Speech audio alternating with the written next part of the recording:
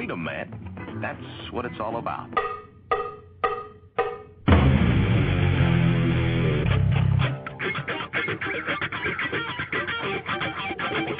You've got to groove on freedom, like the good book says.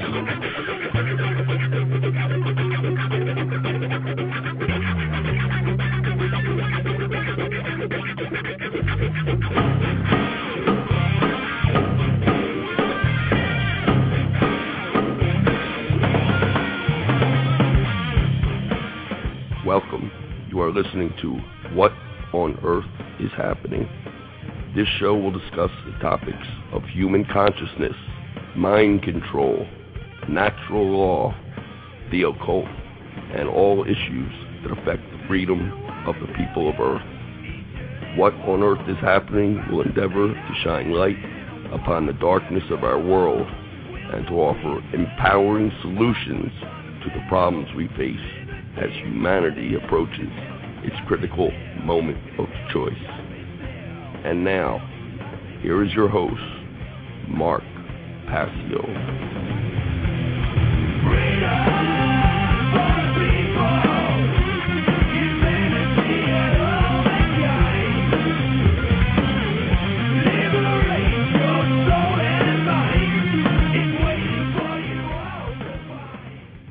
All right. That's absolutely correct. Freedom is what it's all about. Welcome, everyone. It's April 6th, 2010. This is What on Earth is Happening, and I'm your host, Mark Passio.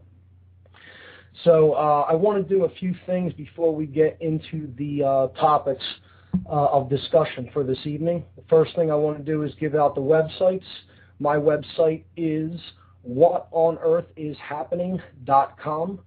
And the network's website is revolutionbroadcasting.com. The show is live Tuesday from 8 to 10 p.m. Eastern Time on my site, whatonearthishappening.com.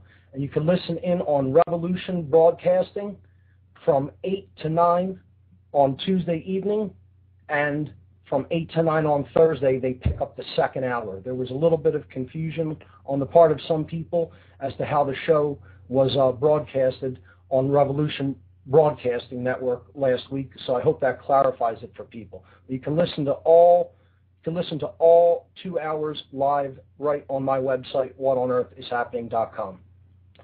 I want to give out the call-in number for tonight. Hopefully we'll get some calls this evening. The call-in number is 347-884-9417. You can call that anytime, but please, if you call that, stay on the line. I will try to get to the calls through the switchboard. Had a little bit of trouble doing that last week, but hopefully the technical problems have been worked out, and that won't be a problem this evening. The number again, 347-884-9417. So let's get right into, I want to also make a couple of announcements. That's how I'm going to start this evening. I want to tell you about a couple of events that are going to be coming up in the Philadelphia area. If you're in the Philadelphia area, these are a couple of very important events, and I hope everybody will try to make it out to these. First one, there's a free documentary showing at the Ethical Society building. That's at 1906 South Rittenhouse Square in Philadelphia. That's going to be Monday night, April 19th. That's Monday, April 19th, 7 o'clock p.m. at the Ethical Society building. It's a free documentary showing. A free documentary showing.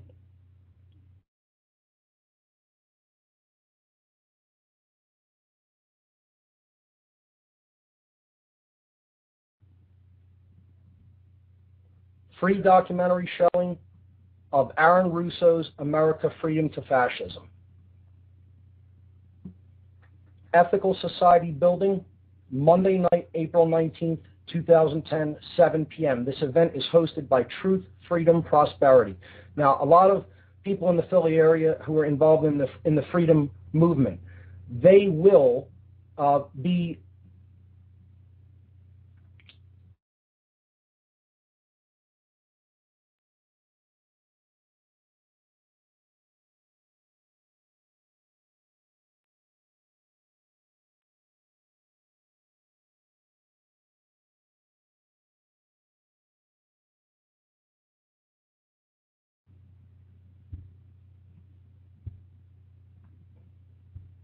so let's try to get as many people out as we possibly can to this event.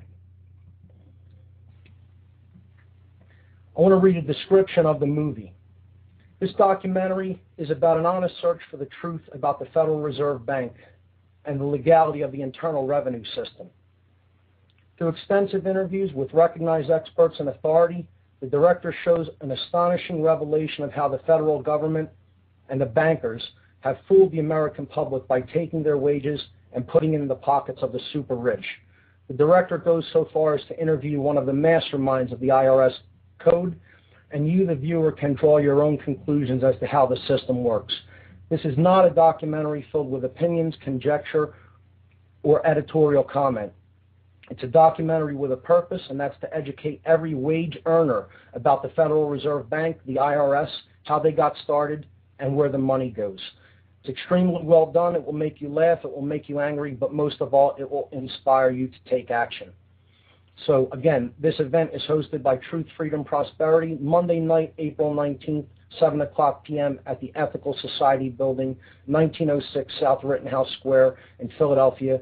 Let everybody you know about it, and bring as many people out as you can. For more info, you can check out truthfreedomprosperity.org. That's truthfreedomprosperity.org.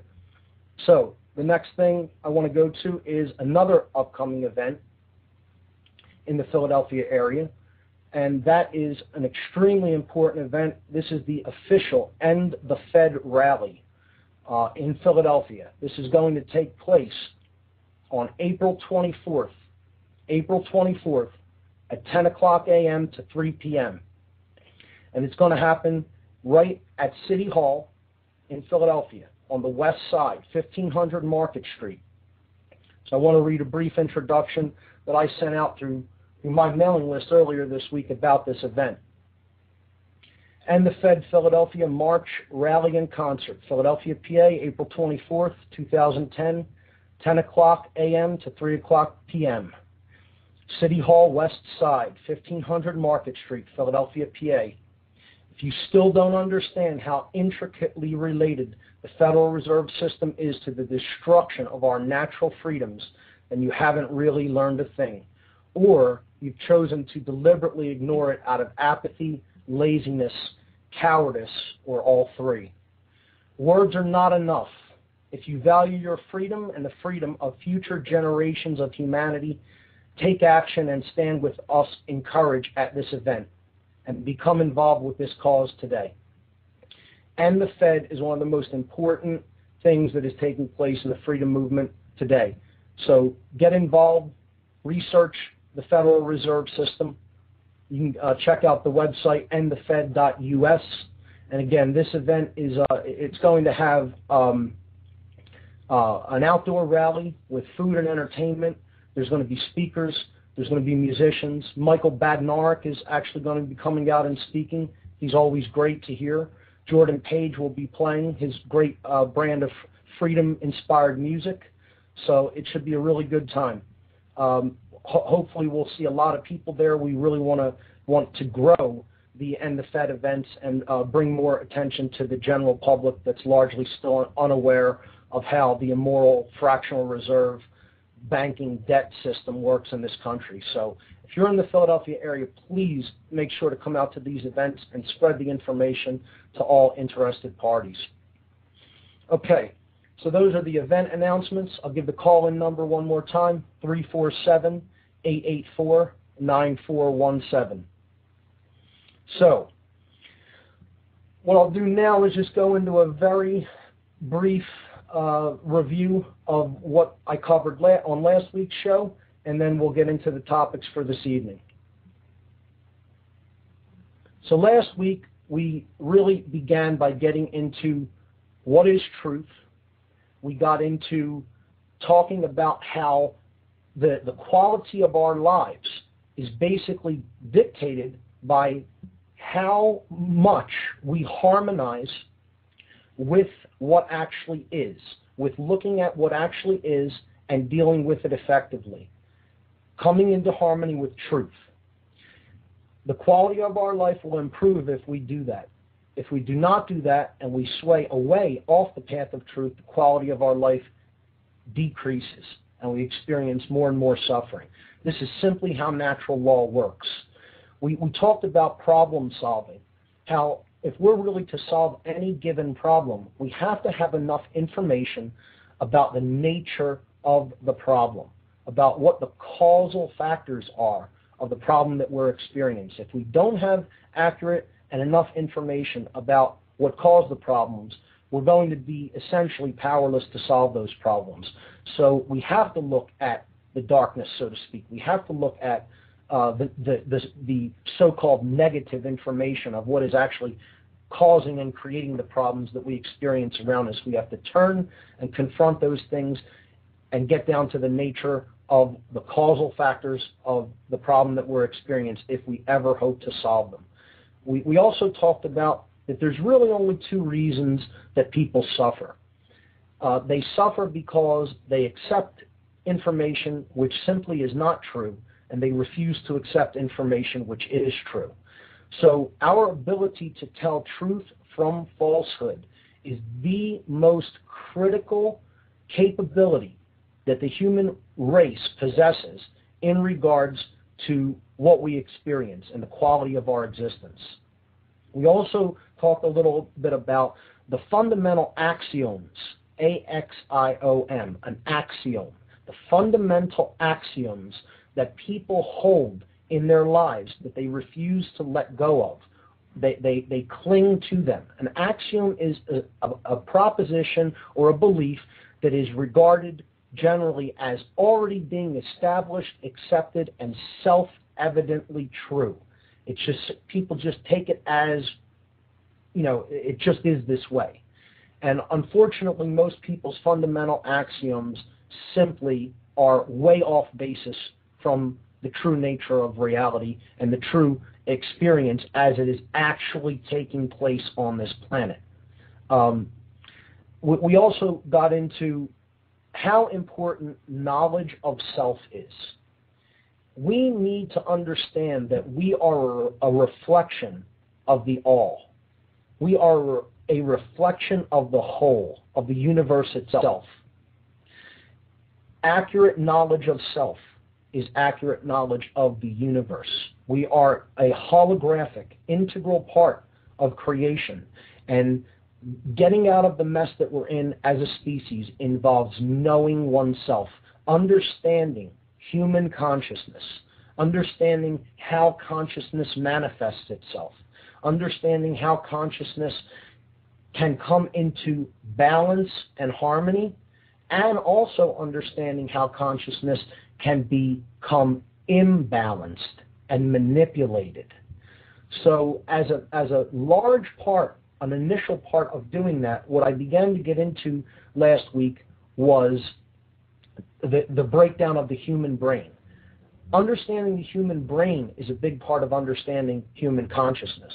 So we will finish up with that this week. I'll be going more into the components of the brain, and specifically I will be talking about how the brain, what happens when the brain becomes imbalanced. So another concept we touched on and really spent some time on last week was a concept that I call the biggest lie. And that is the ideology known as Solipsism. That's spelled S-O-L-I-P-S-I-S-M. S-O-L-I-P-S-I-S-M. Solipsism. This is the ideology that there is no such thing as truth, that truth cannot be known and it cannot be communicated to others.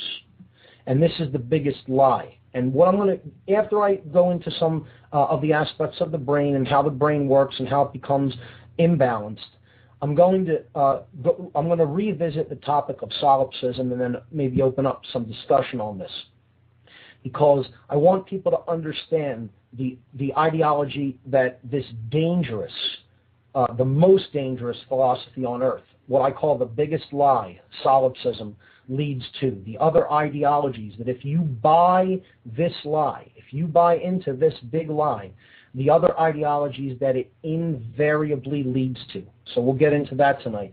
But I see we have a caller, and I'm going to attempt to take this call. Let's see how this goes. Here we go. Caller number 1, you are live on What on Earth is Happening. Hello, are you there? Hi, is this Mark Passio? Yes, how are you? Mark, I've been waiting longer than I wait for the whole Rush Limbaugh show to comment on your show here. Oh, yeah? Yeah, man, I called Rush Limbaugh again for me faster than you take my call here. Do you have anything to say? Mark, how's it going, buddy? Hey, how are you? Hey, you can't get a prank call from a fellow host now, can you? Bob?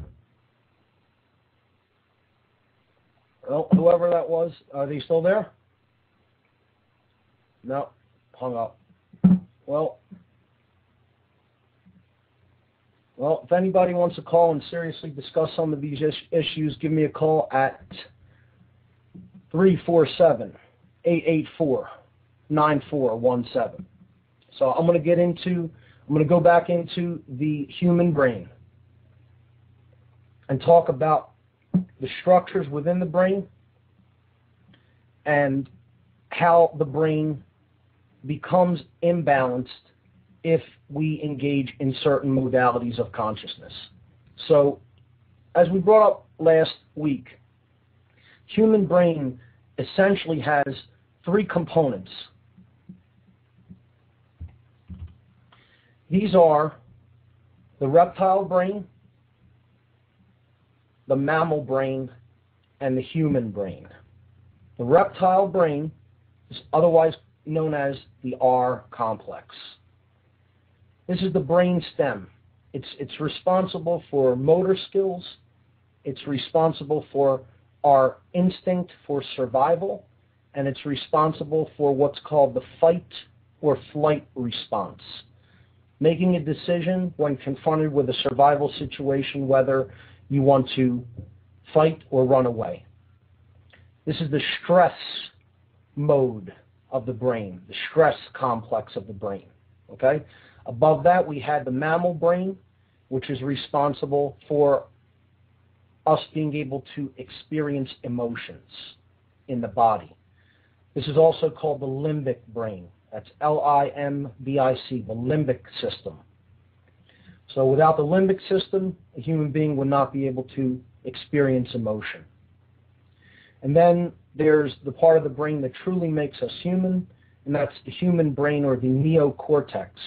It's responsible for higher order thought functions, higher order thinking, conceptual thinking, being able to conceptualize ideas, think at a higher level, basically experience reason, compassion, logic, creativity, language, science, art, music, all of the things that essentially separate us from the animal kingdom and make us truly human. That's the human brain. So, we study the neocortex further, and we discover that it basically has 2 halves, 2 hemispheres. It has a left hemisphere and it has a right hemisphere. It's bilaterally symmetrical, meaning if you break it right down the middle in half, it looks the same on both sides. But there's a left side and a right side. And the left side has certain functions and qualities that it makes possible in human thought and behavior. So the left brain functions, they function like the male component of the brain. Okay, this is the male side of consciousness. The left brain is logic, science, language, analytical thought. That's essentially what the left brain governs. So it deals with everything that is rooted in the physical world. Look at it like that. This is the world of matter. This is the world of words. This is language. This is dealing with everyday physical situations, tasks, okay, movement, things in your visual field, in your sensory field. The left brain basically handles all of those functions and deals with all of those things. So this is the male side of the brain, and it's the side of the brain that deals largely with the physical world and physical stuff. The other hemisphere of the brain is the right brain. And this part of the brain governs holistic thought functions. It's the feminine side of the human brain. It governs the feminine, holistic, intuitive, nurturing qualities of the individual. It also governs our ability to be creative beings, to engage in art and music and dance and things like that. Anything that is creative and expressive. This is the right side of the brain. So it's the sacred feminine part of the brain. It's the counterpart to the masculine left brain.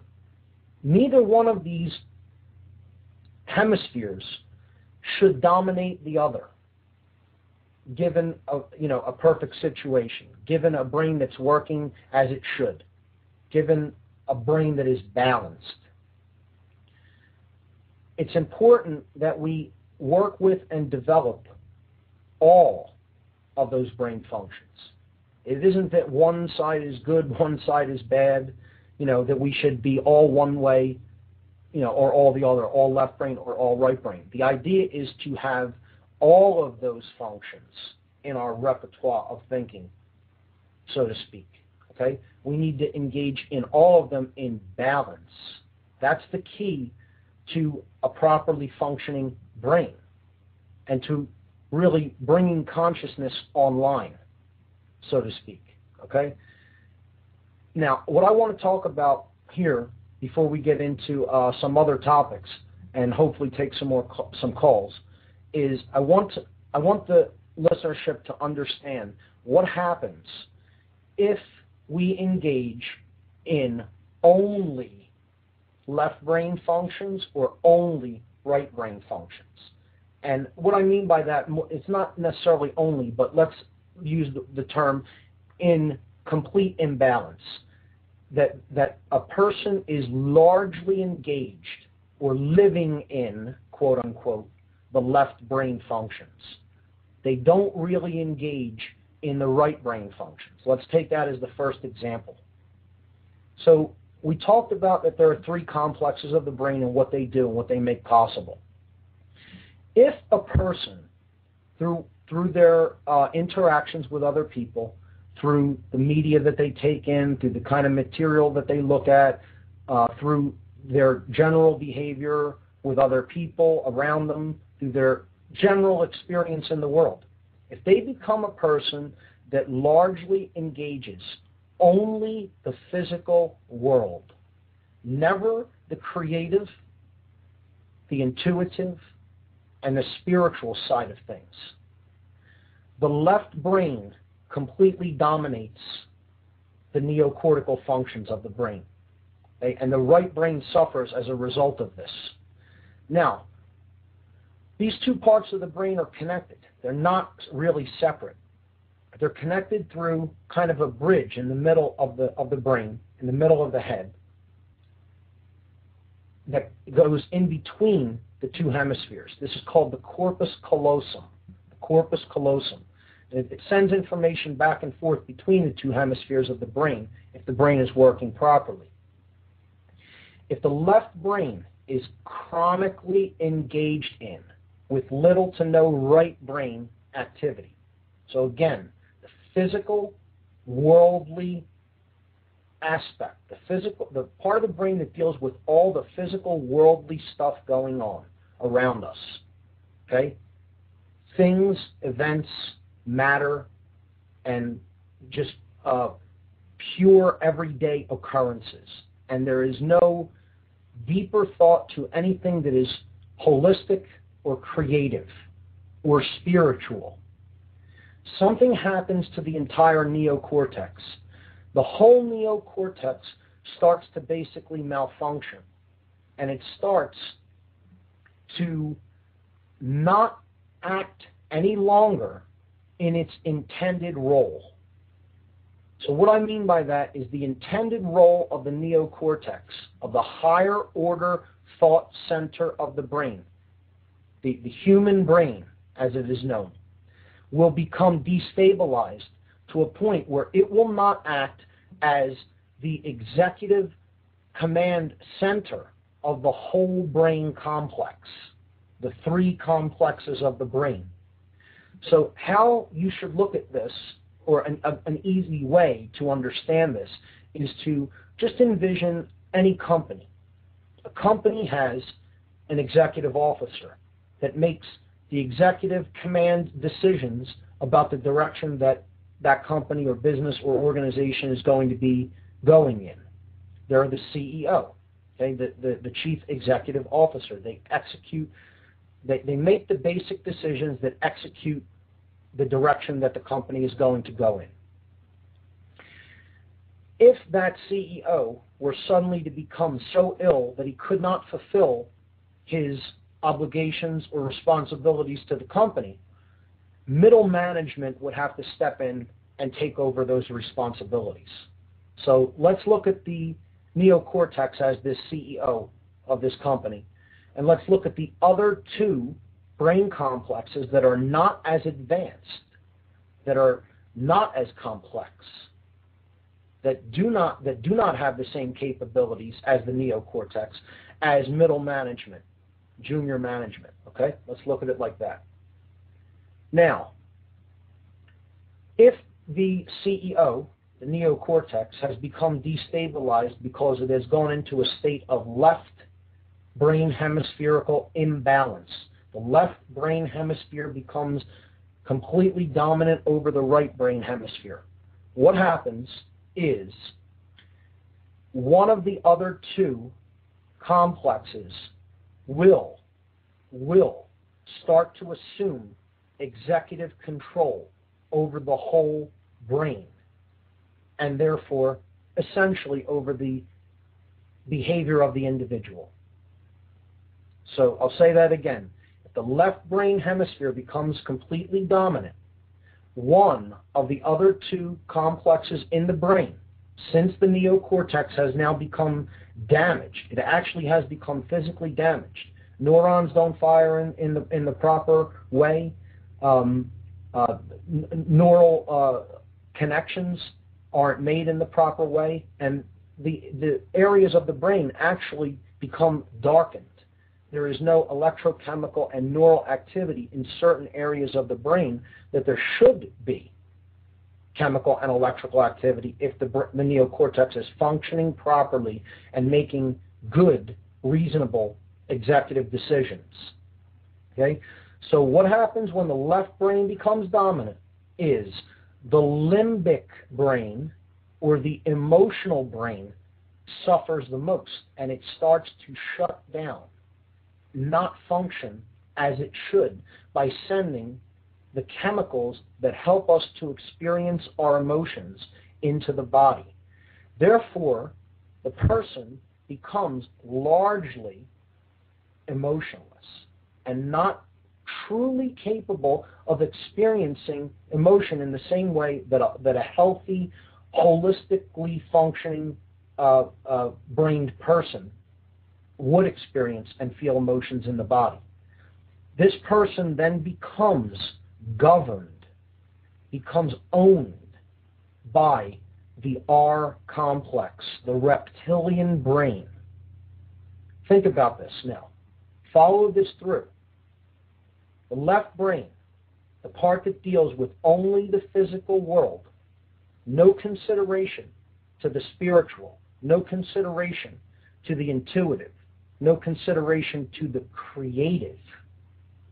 If that dominates the person's thoughts, the emotional center of the brain, the limbic brain, suffers the most, and the reptilian lower brain, the brain stem, the R complex, the survival stress and fight or flight part of the brain takes over the entire consciousness of the individual's brain.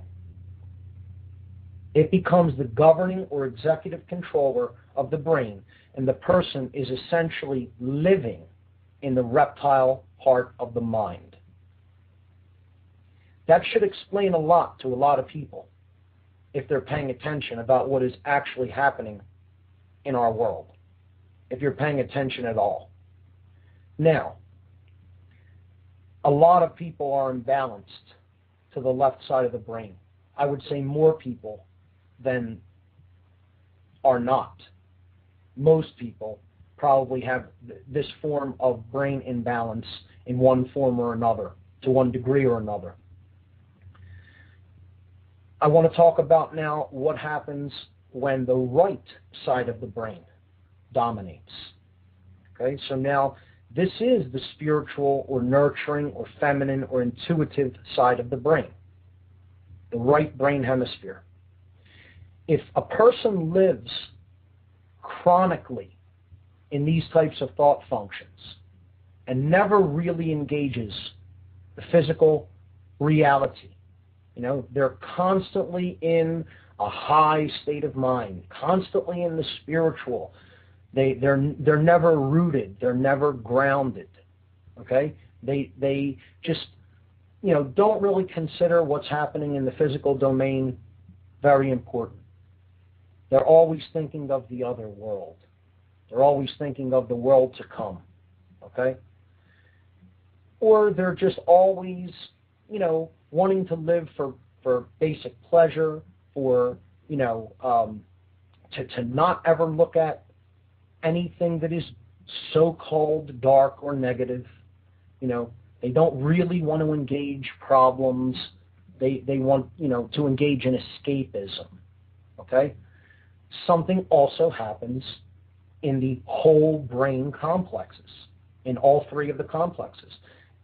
When the right side of the brain becomes chronically dominant, what we see happen is the limbic brain. It is basically the exact reverse situation that I described, of the situation that I described earlier when the left brain becomes dominant.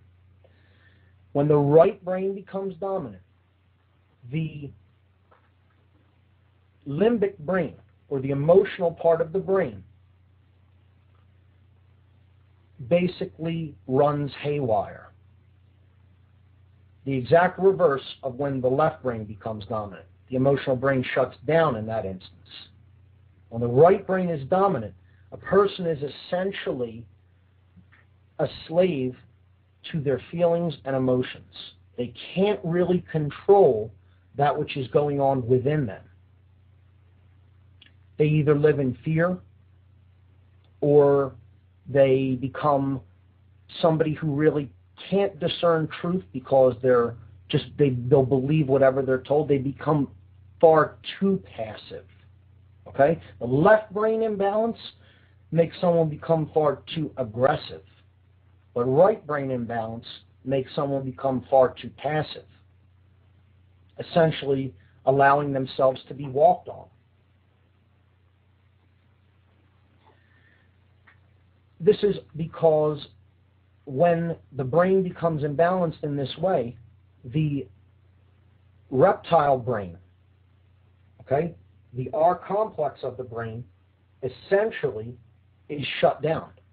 It's the exact reverse of the other kind of brain imbalance. So when the left brain is dominant, the limbic brain, the emotional brain, shuts down, and the person becomes governed by the reptile brain, the R complex. When the right brain hemisphere becomes dominant chronically, the exact reverse takes place. The reptile brain that governs instinct and survival, okay, that part shuts down, and the person lives in. The part of the brain that takes over the consciousness is the limbic system. This person basically has runaway emotional states. Okay, so let's look at some of the qualities and worldviews that come into being when one of these states of consciousness takes over, when one of these forms of brain imbalance or another occurs. Well, when a person becomes completely imbalanced chronically to the left brain hemisphere, the male part of the brain, they become a dominator.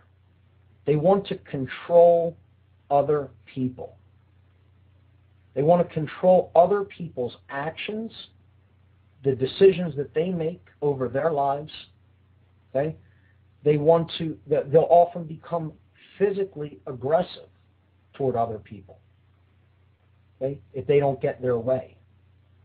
So this is the master form of brain imbalance. I call this the schism of the mind. And it happens right behind people's forehead. Right behind your eyes is where this takes place. And just about everybody out there has one form of brain imbalance or the other, toward the left or to the right, and in some cases both. Okay? The right side of the brain, when that becomes chronically imbalanced, you get all of the slave tendencies of the brain.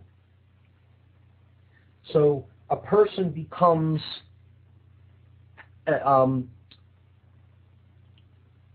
engaged in feelings of unworthiness when the right brain is chronically dominant and the limbic brain has taken over the consciousness.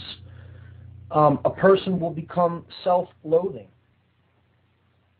never thinking that they're good enough or worthy. Unworthiness, self-loathing. A lot of times, addictive tendencies will creep in. A person will become an addict of one form or another if their right brain is completely dominant. And they'll become basically people who are willing to follow whatever orders they're given and become a willing slave. That's essentially the consciousness mode that people in right brain modality will eventually go into. So one form of brain imbalance, the left brain hemispherical imbalance, creates a master type, okay, or a slave driver type, a dominator. And the other form of brain imbalance essentially creates somebody who is willing to be dominated, a slave. This explains just about everything that we are experiencing in this time in human history. Just about. Okay? This, if we really understand this dynamic, and there are those out there who will say this is reductionism, this is too simple. It's more complex than that. Well, not really. The way the brain functions essentially determines how we behave and what we experience in the world. If we don't take care of the temple in man, the temple in you, we're going to experience negative consequences because we're not taking care of the greatest gift that has ever been gifted to our species. We're letting it fall into states of dysfunction and disarray. And when we do that, we're going to get unpleasant, uncomfortable results. We really have to understand how we work, because there are a lot of other people that sure as hell understand how we work, and they're using it as a weapon against us. And most of us are completely uneducated as to how those methodologies of mind control really, really work. So I'm going to attempt to take another caller. Let's see if this is a serious one. Let's see what happens here. You're on the air. My other call was serious as well, Mark, except I tried to jazz it up a bit in the beginning there just to see if you Hey, were Bob, how are you? How are you doing, man? Hey. Can you hear me all right? Yeah, I can hear you. How are you doing? I'm doing well, thanks. I'm excited about your show on revolutionbroadcasting.com. I listened to both hours last week, and I just wanted to check in with you and comment on some of the things you were talking about. On my show on Friday, Mark, we're having a guy by the name of Rama. Do you know Rama by chance? I am not familiar with him, no. All right, he's on YouTube. He's a YouTube celebrity, and he's basically a guy who talks about the pineal gland, and he has something that he calls pineal gland activation. Okay. And it's basically a form of meditation, if you will, in which he believes that you can become more in touch with your pineal gland. And as a part of this imbalance that you were talking about, this schism, yes, the pineal gland is a major central focus to this schism, I believe. Absolutely. Because the pineal gland... the pineal explore some more, and I just wanted to jump in here and get your thoughts. Yes, the pineal gland is what essentially becomes awakened and active when the two hemispheres of the neocortex act in unison and balance. So that gland actually activates higher levels of awareness, but it only really comes online when we bring the male side of the brain and the female side of the brain together in balance and harmony, in unison. Neither one is dominant over the other. They work in balance. So we have firing on all cylinders, so to speak. A thought just came to mind. I think the elite, they're aware of this, and that's why perhaps there's so much symbolism involved with the hermaphrodite, maybe. Absolutely. And, you know, there's a lot of symbolism. Look at, if you put together the basic archetypal symbolism for male and female, yin and yang, okay? Or yang is male, yin is female. Yang is represented by an upward pointing equilateral triangle. It's an archetypal symbol that in ancient human history has generally been referred to as the blade. And the inverted equilateral triangle, okay, is an archetypal symbol that represents the sacred feminine, or the chalice, the womb, so to speak, okay?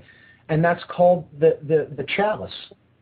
So if you put these two together, you get the Seal of Solomon.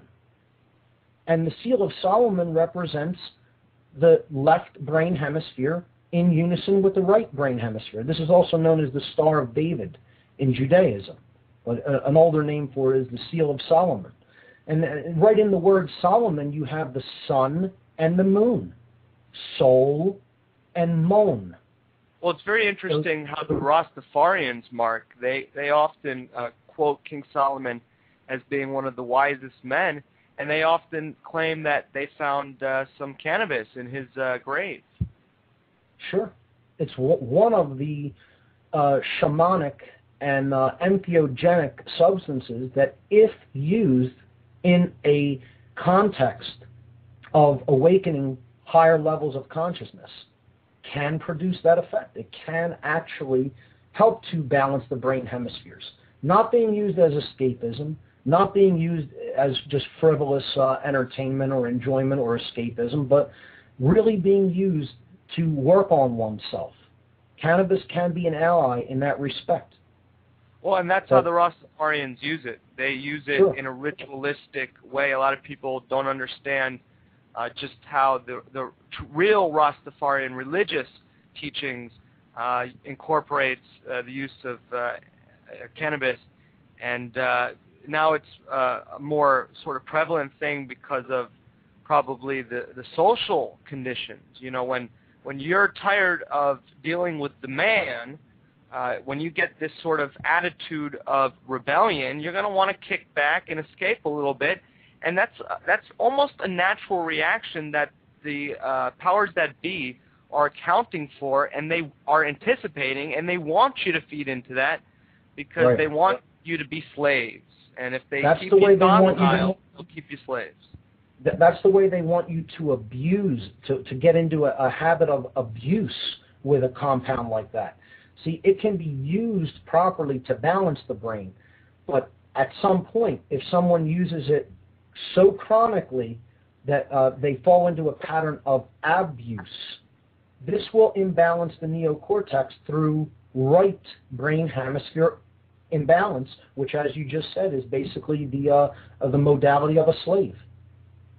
It's a balance that has to be walked if someone is going to start using entheogenic compounds, and I will talk about that on this show as we go forward. Again, when I was on your show on Revolution Broadcasting a couple of weeks ago, we did get into entheogens in a conscious context as one of the solutions that I propose for basically elevating consciousness and getting out of the situation that we're in collectively.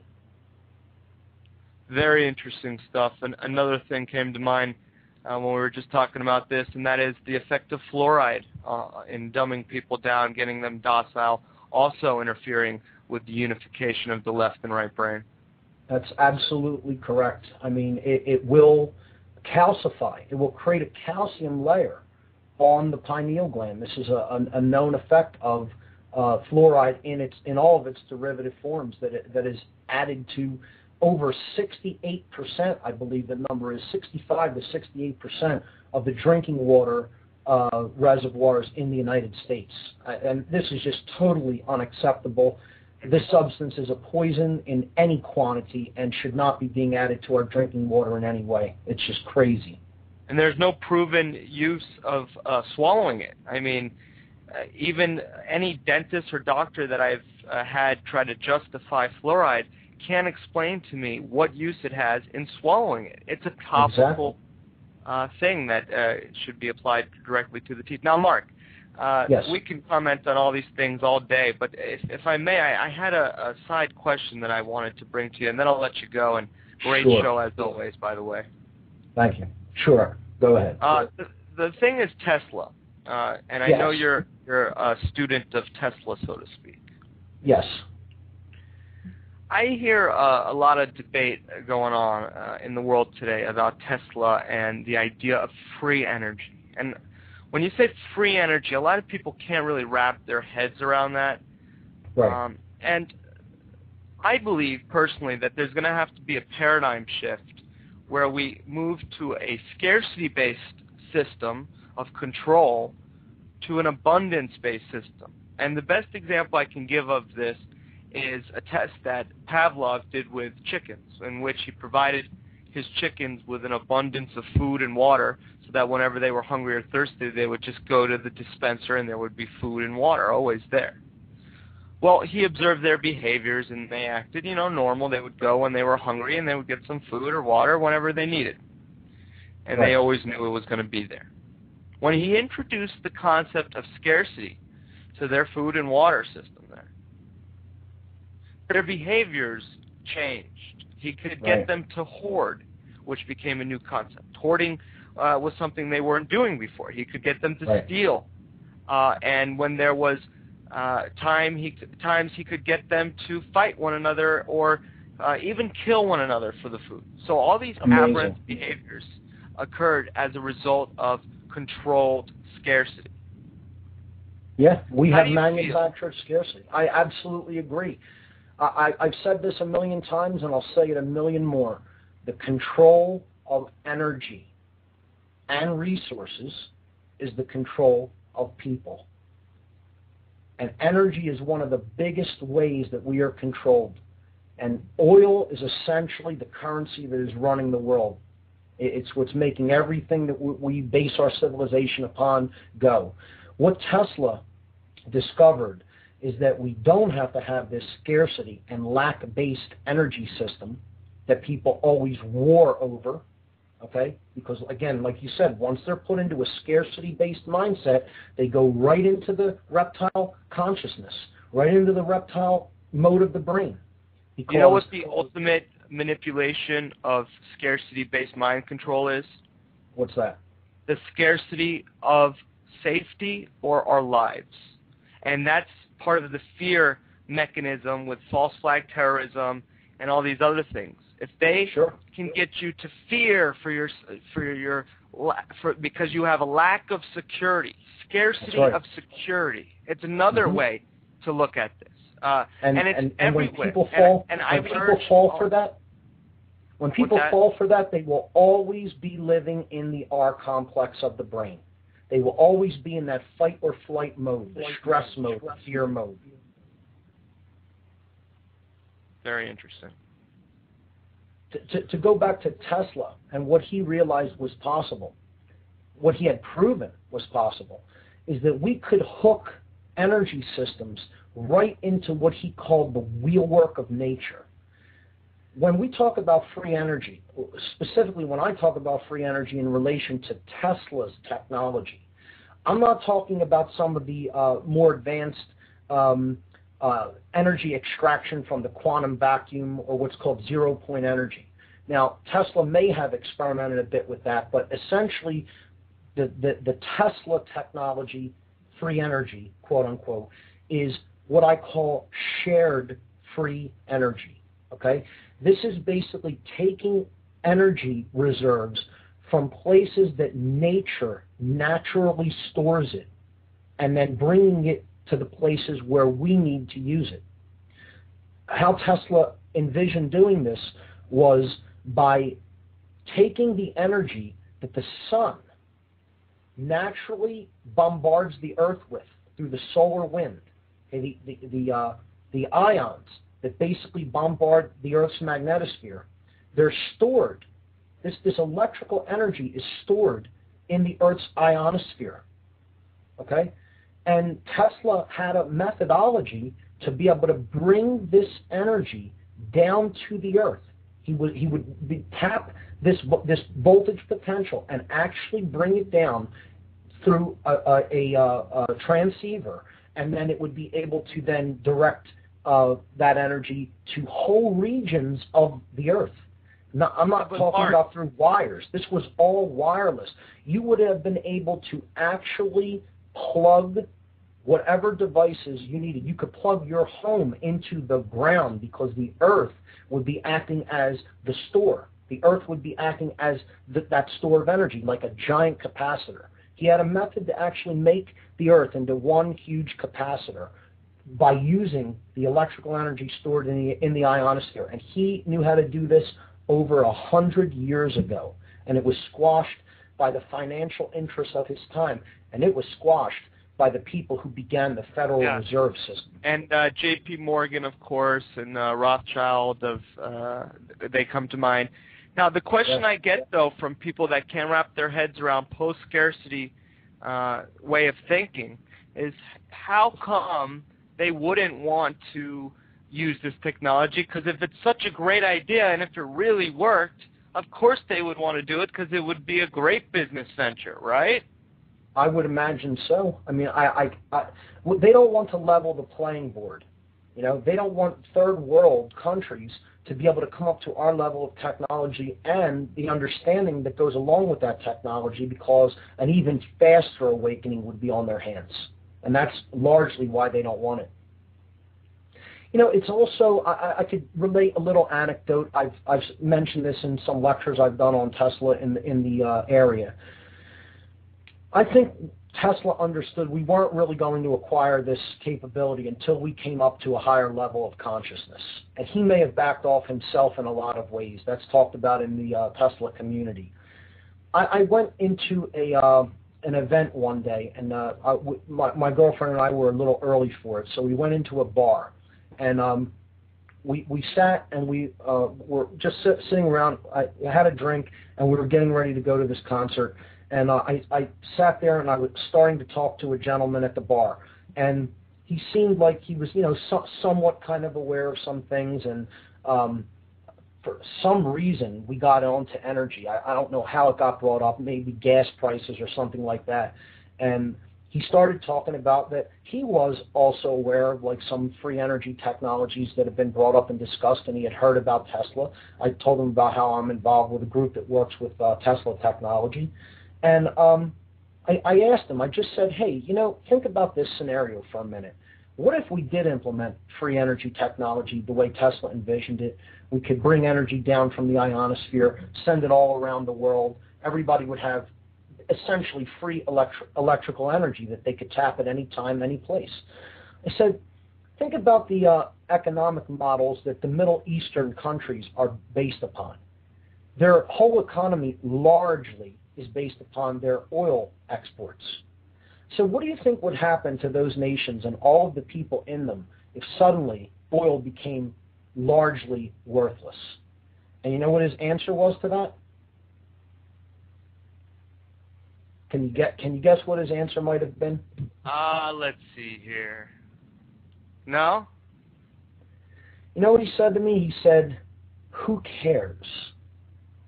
Let whatever happens to them at that point happen to them. That was his response. And you know what I said back to him?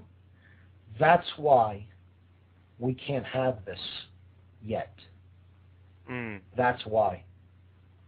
Well, it's the dividing. And he had no real answer to that. You know, because we want to think that we can essentially do things that we want, and whatever consequences happen that create suffering for other people, that's okay. And it's not okay. You know, until we get to the level of consciousness that we understand, if other people are suffering, we are suffering ourselves. We're not going to. Well, Mark, you know, like that. Who cares if some towel heads are, you know? Yeah. No, I'm just joking. As aware as he was of, you know, the so-called energy crisis and how we should be moving toward alternative energy distribution and production methods, he bought into the whole false flag terrorism paradigm and you know, just doesn't care what happens to quote unquote those people. Let whatever happen to them happens. That was his answer. And my response was, until we get out of that level of consciousness, we won't develop free energy technology and be able to use it to benefit humanity, as we should have probably been able to do over 100 years ago. I mean, think about what would have happened if we emplaced it 100 years ago. How many things would have been circumvented that took place in the last 100 years? Sure. How many wars would have been averted? How many lives, you know, would not have been snuffed out prematurely? Yeah, and how many people would not freeze to death for that? Sure. I mean, people over 40%. I'm sorry. Over 40% of people on this planet still do not have basic electricity run into their homes. Think about that. 40%. We think the whole world is lit up with electrical energy. It is not. 40% of people living on this planet don't have electricity in their homes. Most people don't know that. The playing field would level very quickly with third world nations had a technology like this been implemented, and that's why the occultic masters behind the banking system don't really want that, and they get people to suppress this because people are willing to do just about anything they're asked for a paycheck or enough money in hand, because they're at that reptile lack mode of consciousness. Oftentimes the police, I've spoken to them in long dialogues about, you know, them upholding their constitutional oath, and they'll say, well, if we get an order, we're not going to risk losing our job and not take that order. I said, well, if it goes against your oath to the Constitution, then you better not take that order because you should have protections. And they say, well, we're not going to want to lose our job. Right. So they even got the people that are supposed to be fair public servants brainwashed to not want to lose their jobs, so they follow orders. Right. Because morality, truth and morality isn't as important to them as money. And that's a sad, sad state of consciousness to be in. And I'll be talking a lot about that as we go forward on the show. We're coming up right now to the end of the first hour, Bob, so I am going to start the intro music, and I'm going to give the websites before I do that. You want to hold on into the second hour? Sure, I'll hang out for a little bit. Make sure we time this right here. So we're ending Revolution Broadcasting for your first hour, which is heard Tuesdays from 8 o'clock to 9 o'clock East Coast time. And then we end that about, let's see here, what do we end at? 2 minutes past 9, Mark, is when you can drop that. And then we'll start the intro music, and we'll jump right into your next hour. And I'll be here. The website is whatonearthishappening.com. Listen every Tuesday night at 8 p.m. Eastern Time, revolutionbroadcasting.com. Here we go with hour number 2. Freedom, man. That's what it's all about.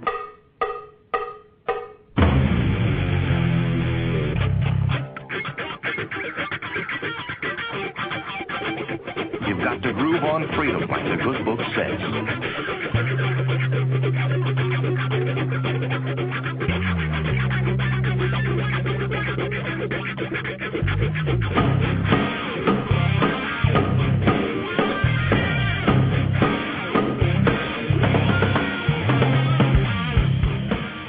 Welcome. You are listening to What on Earth is Happening. This show will discuss the topics of human consciousness, mind control, natural law, the occult, and all issues that affect the freedom of the people of Earth. What on Earth is Happening will endeavor to shine light upon the darkness of our world and to offer empowering solutions to the problems we face as humanity approaches its critical moment of choice. And now, here is your host, Mark Passio.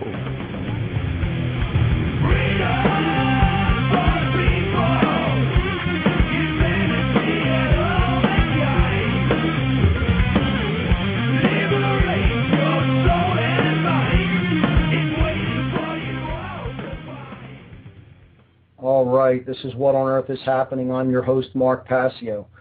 The show is broadcast live on Tuesday evenings, 8 to 10 p.m. Eastern Time. RevolutionBroadcasting.com splits it up over 2 hours, 8 to 9 p.m. Eastern Time on Tuesday and Thursday night.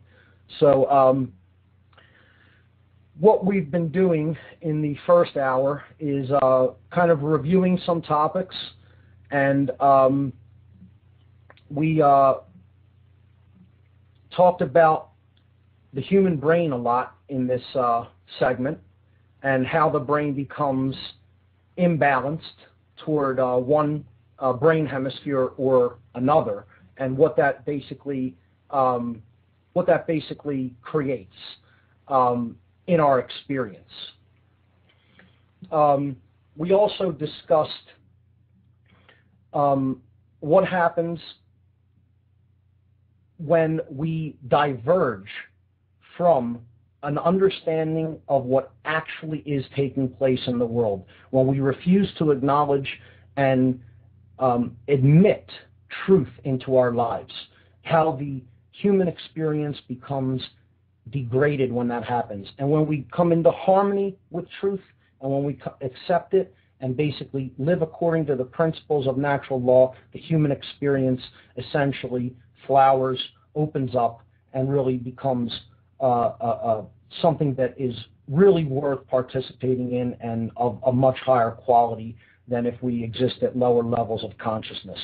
So I started taking some calls in the first hour, largely related to the human brain, and Bob Tuscan from theylie.com called in, and we were talking about the pineal gland a little bit, and we got into scarcity and how that affects the consciousness, artificially induced scarcity, particularly when it comes to energy. We talked a little bit about Tesla and free energy technologies that have been suppressed. And Bob decided to hang on the line with me and go a little bit more into some of this in hour number 2. I'm glad that he did. So, Bob, are you still on the line with us? I sure am, Mark. Thanks again for having me on as a caller. No problem. So, essentially, we were talking about scarcity and how that affects the consciousness of people that are subjected to it, the types of behaviors that they become engaged in, how they become fearful of not having of lack, and how that roots them into the lower base brain consciousness, the R complex of the human brain.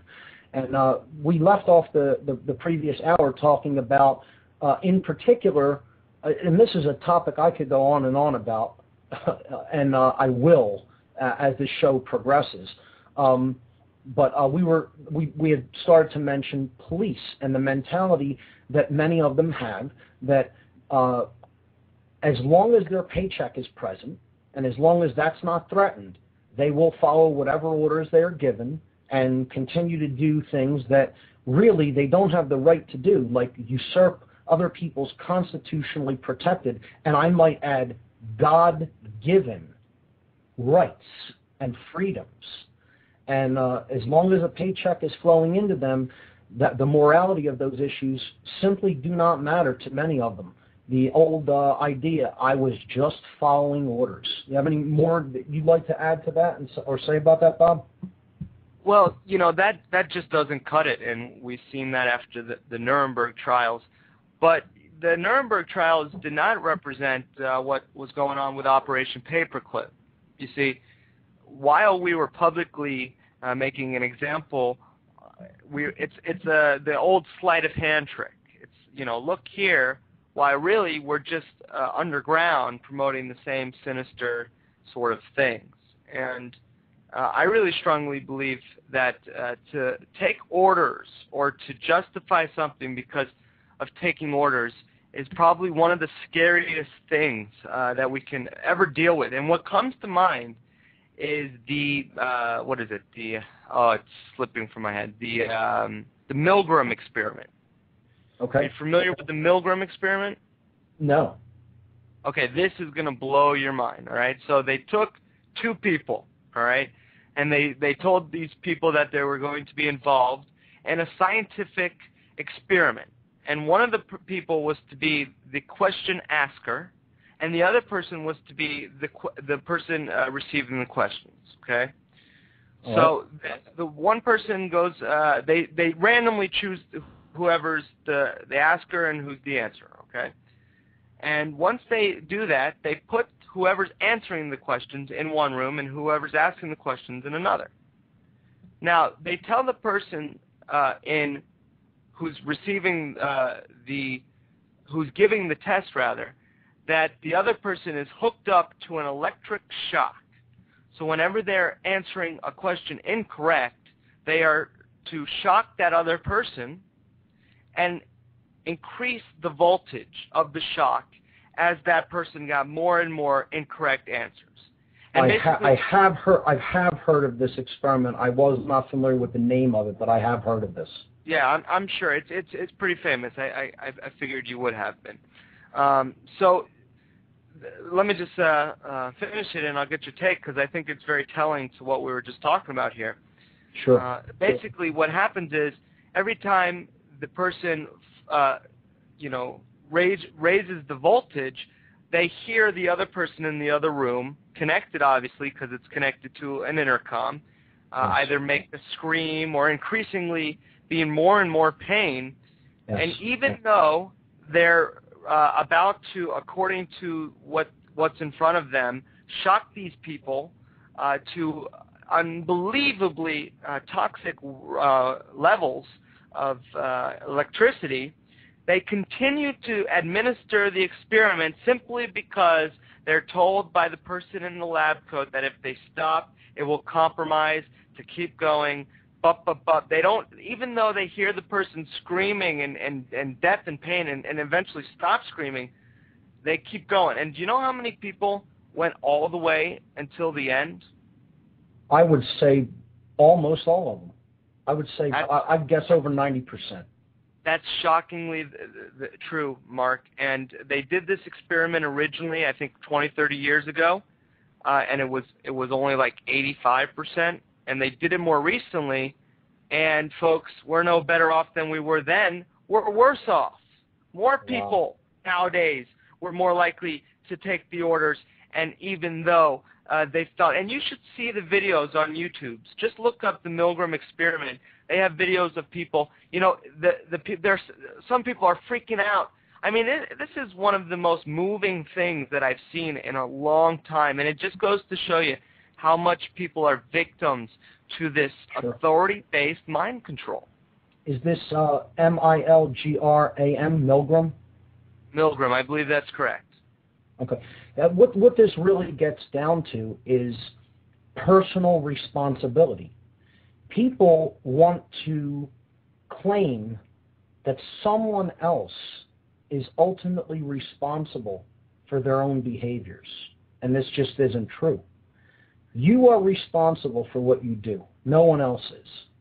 So in these experiments that you're describing, all of these people abdicated their personal responsibility to another authority figure. And since he's claiming that I'm responsible for this experiment, I'll tell you what you can and can't do, they just kept going along with it, even though they heard and knew that they're causing suffering for other people. It's the epitome of irresponsibility, and it illustrates perfectly why we're in the mess that we're in. Perfectly.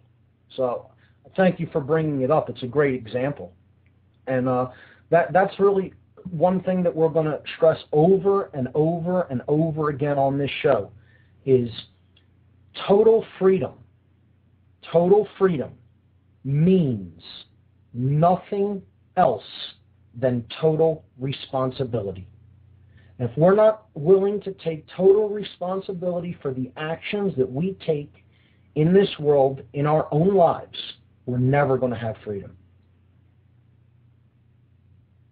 It's a powerful note, and I'll leave you on that note. Again, Mark, I appreciate What on Earth is Happening, and definitely have been going to the website, whatonearthishappening.com, and I just watched a little bit more of your 4-part video series. Again, I want to give a shout-out to that. I'm really glad you enjoyed that, and I want to thank you personally for all the help that you've given in getting me started on the network, and thanks for calling in with some great insights, man. Hey, I tried. I hope you weren't pissed off at first that I called in the first hour as a redneck who calls up Rush Limbaugh. But I wanted to give you an authentic taste of what it felt like to be a radio host speaking the truth. Not a problem, Bob. Take care, Mark.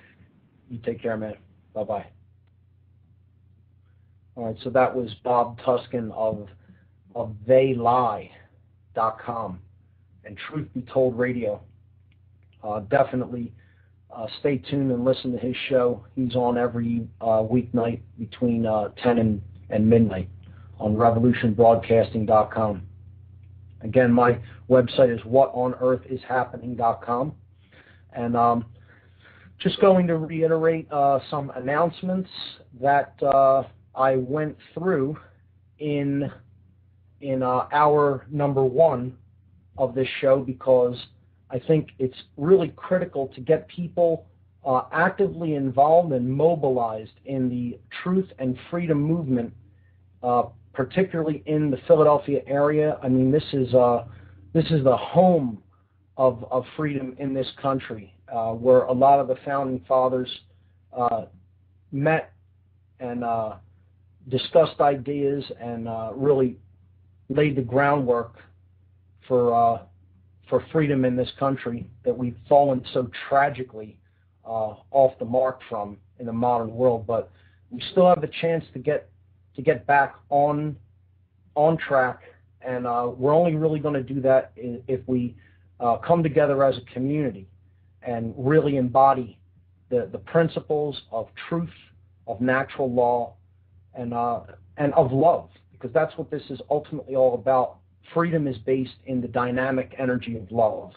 And bringing this information, bringing uncomfortable information to people's ears is not done to really upset people. It is done because the people who are bringing this information to people genuinely care about the well-being of their fellow man. And that's what love really is. And unless we propagate that, we're not going to have true freedom. So let me tell you about 2 upcoming events. They're both hosted by the great group Truth, Freedom, Prosperity in the Philadelphia area. Their website is truthfreedomprosperity.org. Okay, the first one is a free documentary showing, totally free documentary showing of America, Freedom to Fascism, the great film by the late, great Aaron Russo. And I know a lot of the listenership on this network in particular, or maybe through my website, have seen this film. They know what it's about. They know how powerful this film is, this documentary. But there's a lot of people who still have not heard or seen the information that is presented in this film.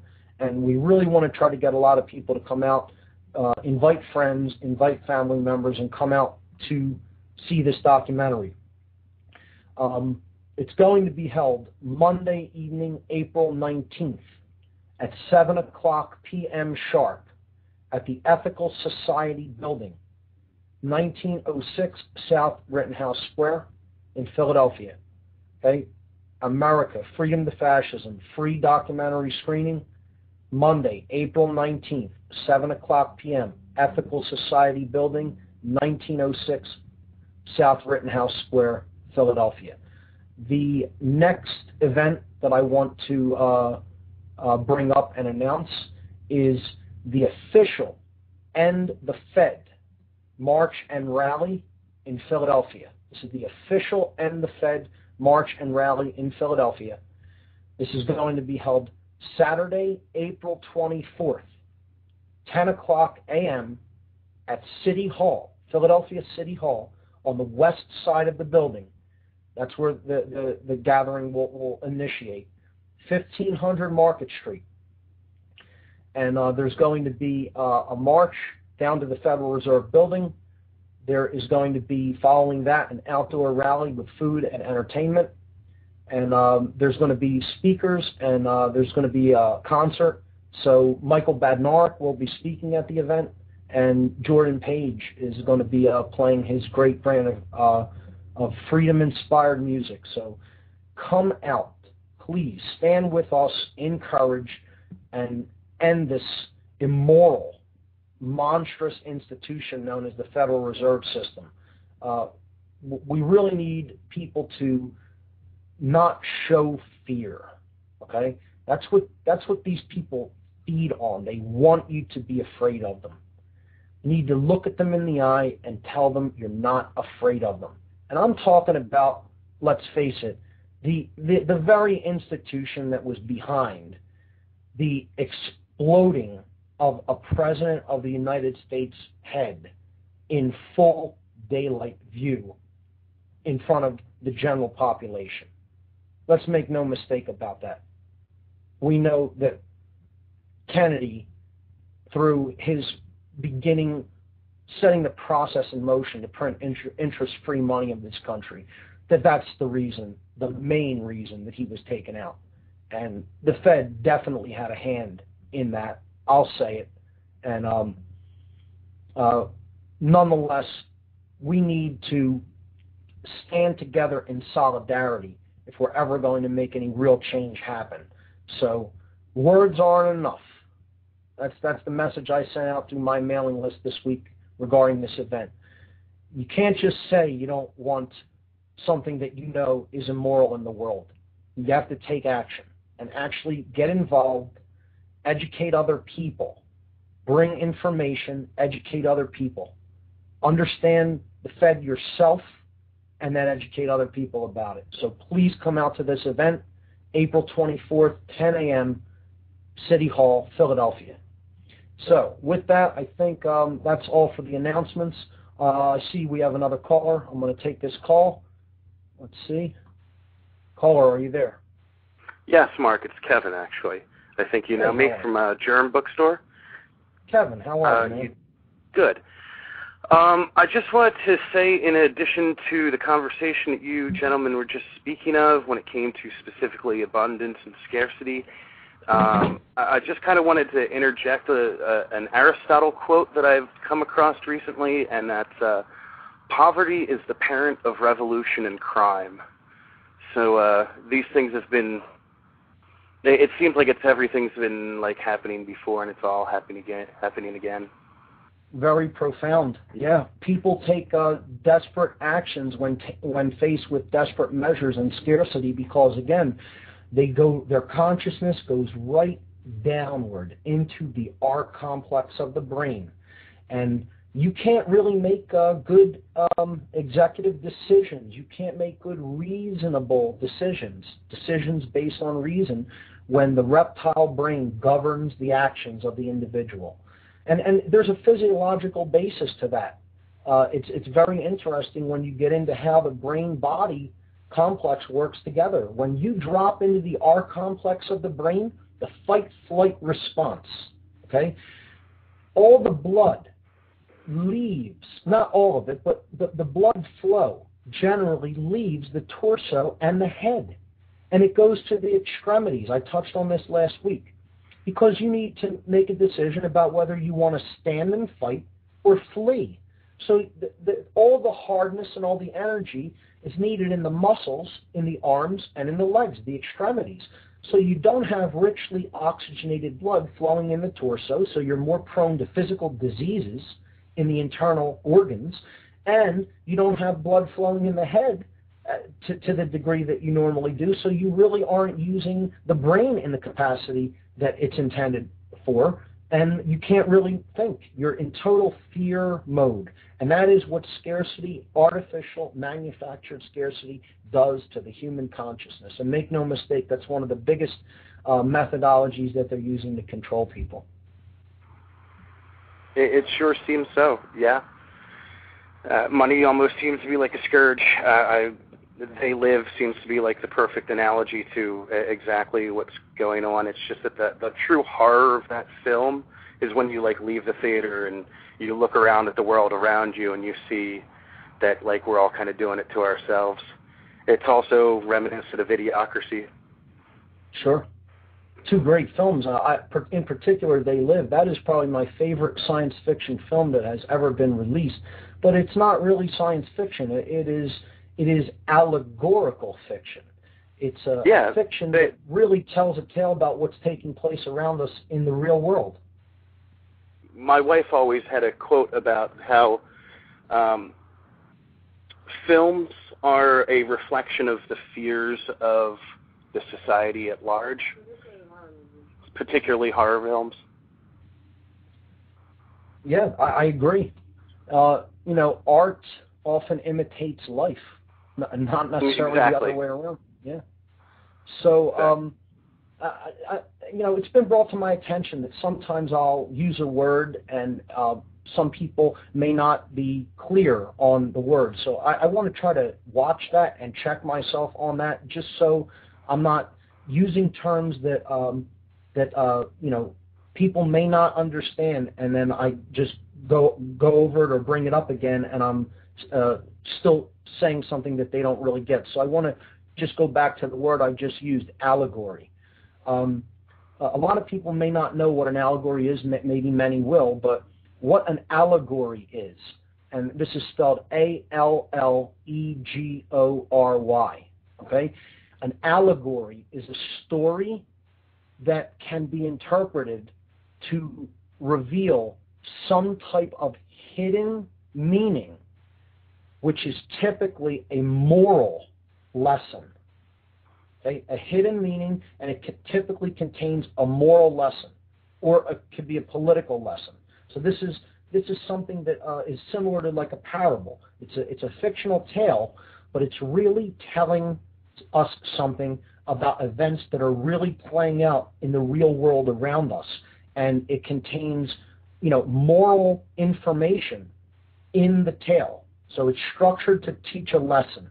That's what an allegory is. I'll be using that word a lot, and I'll recommend some allegorical films and movies to people that touch on the concepts that I talk about through a tremendous creative expression of these ideas.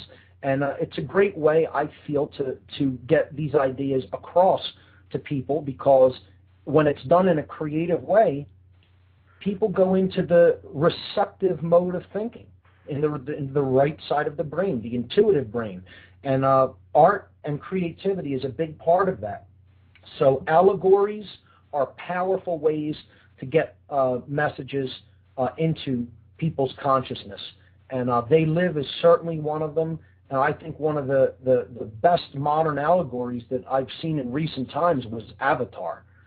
Avatar was certainly a spiritual allegory, and it was about, the horror of warfare and how it's often completely immoral and done for reasons that can't really be justified.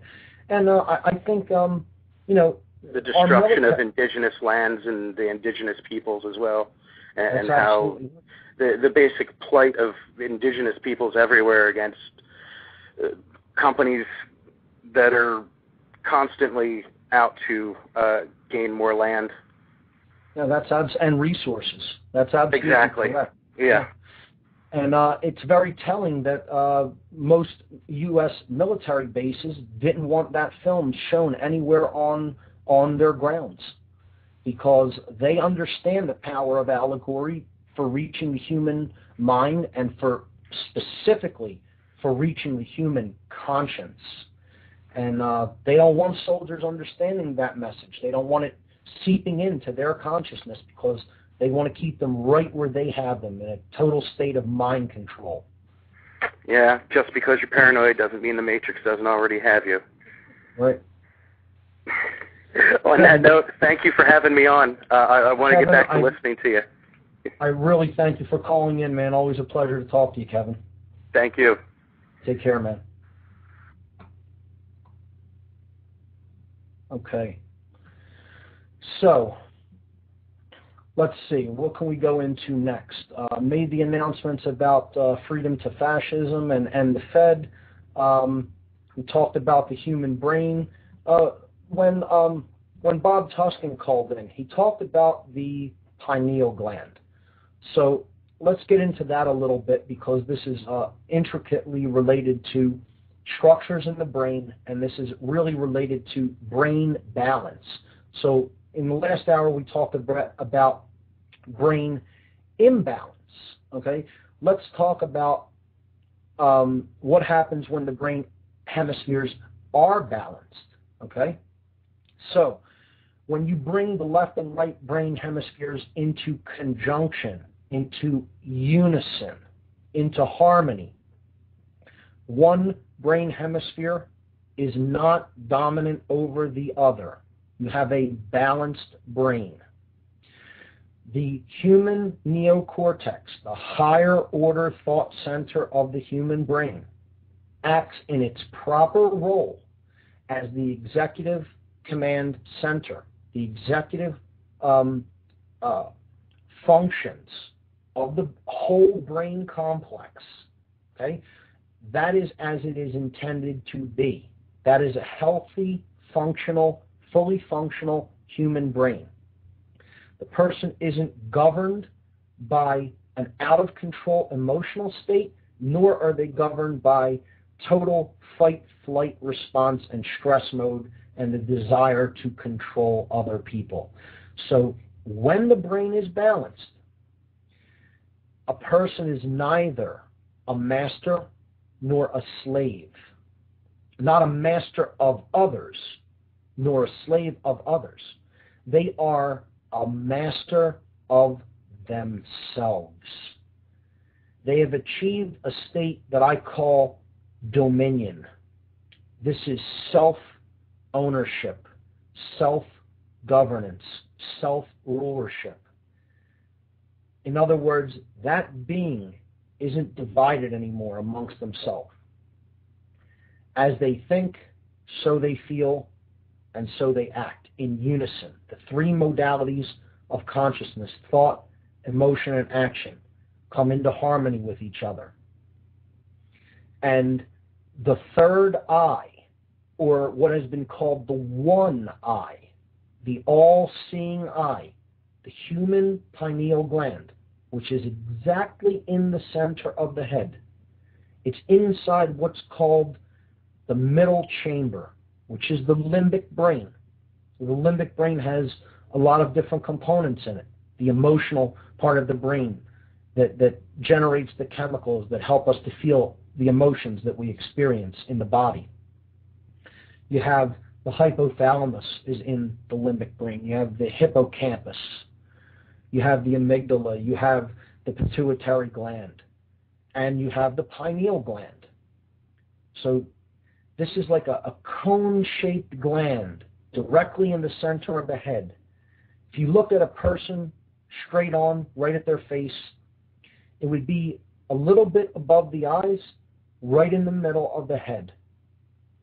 So right in between the forehead, in between the eyes, on the forehead, and then go backwards and locate the approximate center of the skull. And right there you would find the human pineal gland, named because it is shaped like a pine cone. Pineal gland. Okay? This gland becomes active and essentially awakens a human being to higher states of awareness about what is actually taking place within and around them. So they become able to discern, to have true discernment when this state of consciousness opens up. And this is done by balancing the brain hemispheres. So we will get into the techniques, different techniques, to make this state of consciousness occur. And I have a whole series of solutions that helps balance the human brain and the human consciousness and bring them into unison. So I want to talk about some symbology associated with this state. I touched on it a little bit last hour. There's a couple of symbols that have been associated with different modes of consciousness for thousands of years. One of them is the male aspect of being, okay? The male side of the consciousness, what's called the yang energy. And the general symbol that this form of consciousness was, the symbol that was used to describe this modality of consciousness was called the blade. This is an upward pointing triangle. It's a rudimentary phallic symbol representing the male phallic organ. Okay? This is associated with action, with anything that goes outside of oneself and interacts with the world around oneself. It is the active male component. And the reason that it's associated with a phallic symbol is because that is the thrust force. That is the force through which we project outward to others around us, our actions in the world. Okay? This is associated, the symbol is associated with the left brain hemisphere. Okay? An upward pointing triangle. The reversal of that symbol, of this archetypal, okay? This means just a general form is what archetypal means. It's rooted deep in the subconscious. It is just something that we intuitively recognize and are aware of at very deep subconscious levels. So it's an archetypal symbol, okay? The inverted triangle, the point is pointing downward, okay? So this is a rudimentary womb symbol, okay? It is shaped like the feminine womb.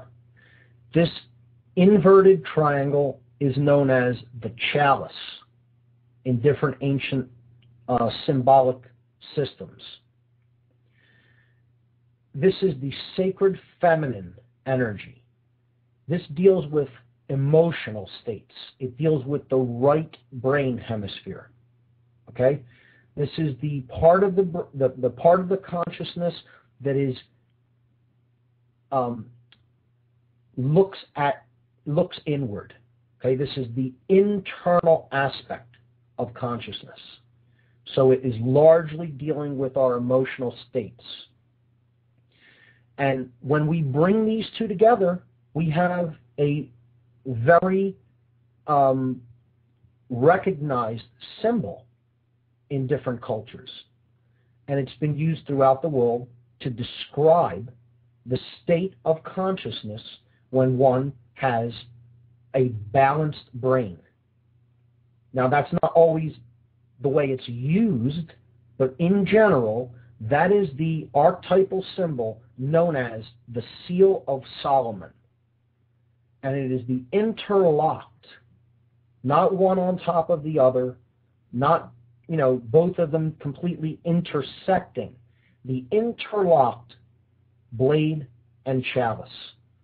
This state of consciousness is often called the chemical wedding, because the chemical and electrical activity of the human brain is functioning in wholeness, in oneness, in harmony. And it's called the Seal of Solomon because the male side of the brain is representative of the active solar yang energies. Okay?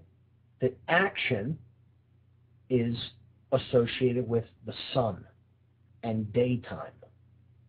So the word for the sun is soul, solar energy. Soul, S-O-L. And then we have the lunar form of consciousness, the feminine, the sacred feminine consciousness. This is the moon energy, the right brain. So when they come together, it's the chemical wedding. It's the state of a balanced brain and the beginning of the awakening of the pineal gland, or the all-seeing eye. We'll talk a lot more about that symbolism as we go forward. And that's the Seal of Solomon, the six-pointed blazing star, as it is known. And that is the symbol to represent that state of consciousness that I think we need to ascribe to. We need to make that our goal if we're really going to come out of, again, the problems that we're facing as a species. We really need to work on ourselves, work on, again, what different mystic traditions have called the temple inside mankind. Okay? And that's the human brain. I can't stress it enough. It is really the underlying focus, the underlying causal factor of what generates our experience in the world. And this is not reductionist thinking or reductionist philosophy. It can't be overstated. It can't be over calculated how important the brain is to what we experience. Yet you see people doing all kinds of crazy, destructive behaviors to the brain through substance abuse, through engaging in activities that will damage the brain irreparably, riding a motorcycle without a helmet. How about cage fighting, or even boxing? Not much respect for the temple in man. Individuals like that don't have. To desecrate a gift like that for whatever justification or money or paycheck you might be getting, I can't personally see it. The brain is too precious to me. I understand what it makes capable. I understand what the brain generates, the experience that it generates in the so-called external world that we experience. It's all a reflection of what's going on inside us. It really is. So I think I'll leave the exploration of the brain there for now, unless there are any other callers that want to call in and talk about it further. Let me give the call-in number one more time. The call-in number for the show. Anybody's free to call and discuss any of these ideas. The call-in number is 347-884-9417. So we had a couple of callers over the last couple of hours. Anybody else wants to call in? 347-884-9417. 9417. And our topics, we're generally, going to try to unpack and break down a little bit more. We're talking about tonight the human brain, how the brain becomes imbalanced or balanced. Okay, but largely we talked about how it becomes imbalanced and the kind of consciousness that leads to. We can get into the symbolism that I talked about a little bit if you want. And what I'm also going to start breaking down and really getting into now is what I call the big lie. And I talked about this last week, and I'm going to break down this concept even further this week. And that's the ideology known as Solipsism. So I'm going to spell that again for people that want to look into it and research it a little bit. And again, I can't overestimate how dangerous this ideology is. This is the ideology that leads to all the other dangerous and destructive worldviews that people hold in the world that lead to more and more human suffering. Solipsism. Solipsism. Something that maybe perhaps not many people have heard of, but if you listen to this show, you are going to hear about solipsism, because this is what I call the biggest lie. This is the lie that if you buy into, essentially the spiritual journey comes to a halt. It really does. Because the spiritual journey is about seeking truth. That's what it really is ultimately about. And if you buy into the notion that there is no such thing as objective truth, which is what solipsism claims, this is the notion that perception is reality. That's solipsism. Perception dictates reality. So however I perceive it, that's what the truth is. The truth isn't something that I discover. It's something I basically make up based on my personal preferences, what I'm comfortable with, and the information I have at any given moment. And this is the ideology called solipsism, that nothing really exists independently of the individual who is observing anything. Okay? There's no external reality. There's no external truth. Whatever I decide is the truth, essentially that's what I'm going to, how I'm going to live my life according, what I'm going to live my life according to. What I describe this as is someone attempting to become their own personal arbiter of truth. The arbiter of truth. That's what the solipsist is. A person who subscribes to the notion that there is no such thing as objective truth, that nothing can be known in and of itself, that only perception governs reality. This is the most dangerous ideology that exists on earth. And talk to people. More people believe in and subscribe to this ideology than you would ever believe or imagine. This ideology is out there. This ideology is totally lived by towards so many people, through so many people, that you would be shocked and appalled if you understood how many people really subscribe to this. Okay?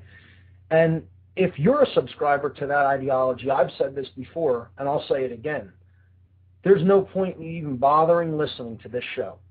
You might as well turn it off now. I could teach you nothing until you come out of that state of mind. If you don't believe that there is actual events that take place and they can be known, and that's called the truth of what happens on this planet, on the earth, then there's really no helping you. you need to use your will to come out of that state of mind, because there is nothing else that can really be said about it except that it's complete nonsense. It needs to be thoroughly renounced and rejected. There is such a thing as truth. It is that which is. If you want to get real scientific and technical about it, how I refer to the truth is, it is the wave functions that are spoken of in quantum mechanics, the waves of possibility. Okay? All the possibilities that existed in what we know of as the past, that have coalesced, that have condensed, that have collapsed, and become actual events in the now, in the present moment. That's what the truth is. It's that which has actually already occurred, that which has undergone the formality of actually taking place and occurring in the world. I believe that's how Alfred North Whitehead described what he termed the truth. Okay? It is that which has undergone the formality of actually taking place. It's not up for debate. It's that which is. It already occurred. It happened. It happened. Now, whether we discover truth is a whole different story. But it exists, and that's the first and only, what I describe as the first and only prerequisite leap of faith that must be taken on the entire spiritual journey. And there is no other belief or faith that is required after that initial leap of faith, to believe that there is such a thing as truth. Because at first you don't know that there is such a thing as truth. You do have to have some form of belief that truth exists to go seeking it. You don't have it at first. Okay? A truth seeker doesn't actually already have the truth, otherwise he wouldn't be seeking it. So that's what solipsism is. Okay? Somebody who believes there's no such thing as truth and doesn't really ever begin the spiritual journey. In darker occultic orders and movements, this state of consciousness, and I know this from first-hand experience, is referred to in different ways. Dark occultists who are actively using techniques of mind control upon the general population of this planet they have a name for people who have bought the biggest lie. They have a name for them. They have several names for them, actually. But there is one overarching name that they give to people who subscribe to this ideology. They call them the dead. The dead. Imagine this. There are people out there who refer to living people because of how completely off the mark they are about the nature of the reality in which they live. They call them the dead. And they have another name for the solipsist, the person who thinks they're the arbiter of truth in the world, that truth doesn't really exist. We get to make it up. Our perceptions are what the truth is all about. It's nothing that exists independently of us that we need to discover, but we get to make it up. We're the personal arbiters of our own truth. Okay? It's not something that is objective. It is something that is subjective. I get to decide what's truth based upon whether I like it or not, how I feel about it. Okay? That's what solipsism generally is. And the other name that dark occultists, people who have developed technologies and methodologies to mind control whole populations, the other name that they have for people that subscribe to the philosophy of solipsism is the unbegun,